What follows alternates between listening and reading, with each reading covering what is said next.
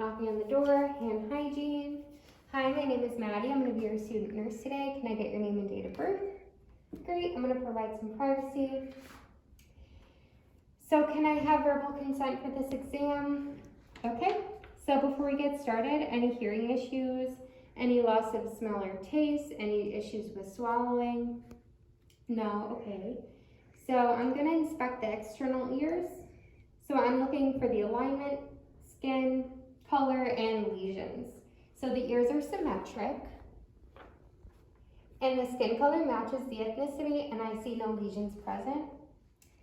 So now I'm going to palpate the external ears. So I'm just feeling for masses, tenderness. So no tenderness upon palpation. So now I'm going to perform the whisper test. So I'd go behind the patient and say a 2-syllable word, and she'd have to repeat it to me. So,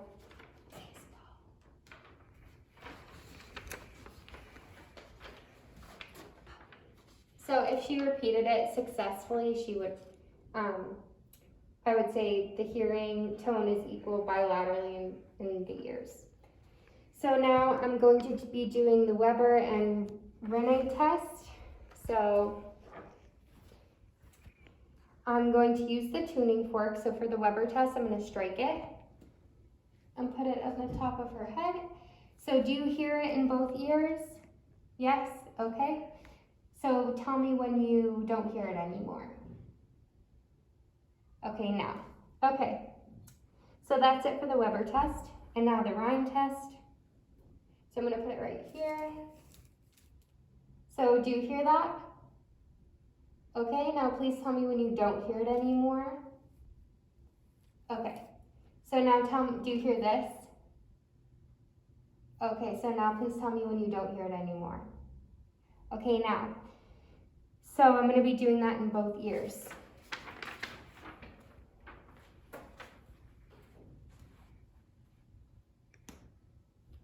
So again, on the mastoid process, do you hear that? Yes?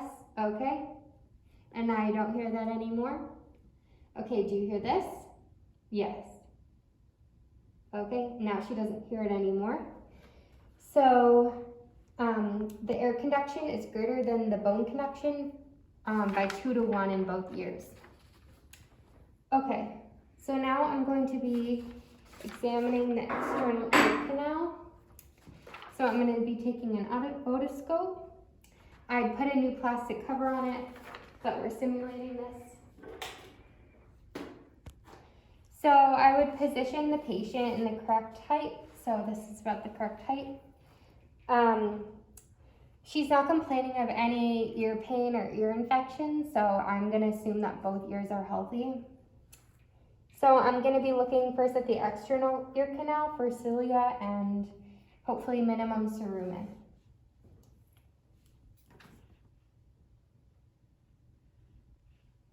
So I see cilia and minimum cerumen present in the external ear.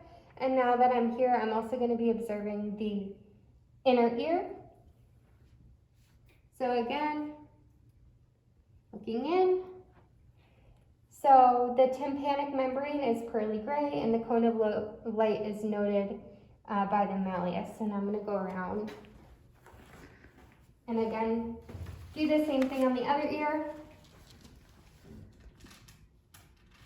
So looking at the external ear.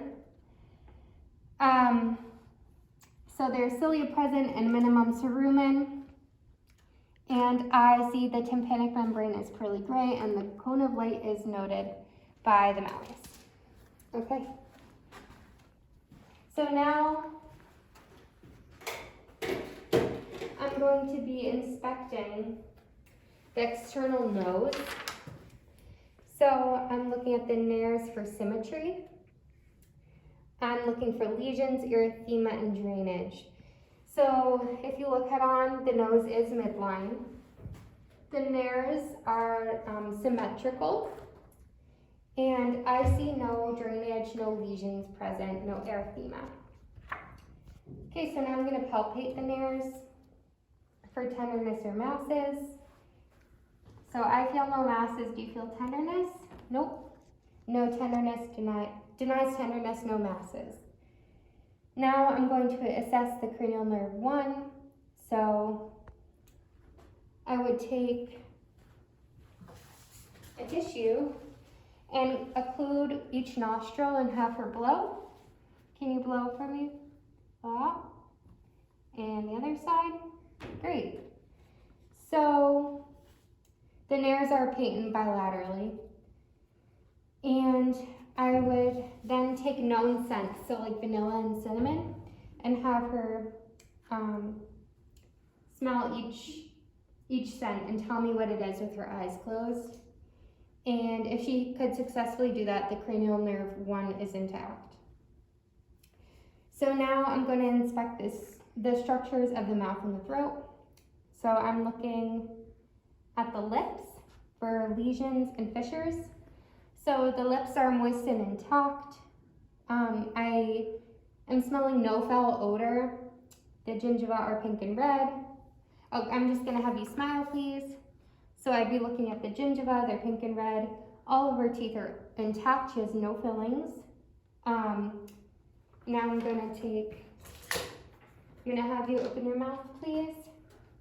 So I'd be looking in her mouth with this, and so I am inspecting the buccal mucosa, and I'm looking for the parotid glands. So those are visualized in the upper cheeks, and they're lateral to the molars. And I'm looking at the rise and fall of the soft palate, which is cranial nerve 11, the glossopharyngeal. So that's intact. I see the rise and fall of the soft palate. And then I'm going to have you stick out your tongue, please.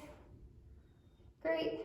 So cranial nerve 12, the hypoglossal, is intact because her tongue is midline. So now I'm looking at, if you could just lift your tongue up, please. I'm looking at the frenulum. It's intact in the floor of the mouth without lesions.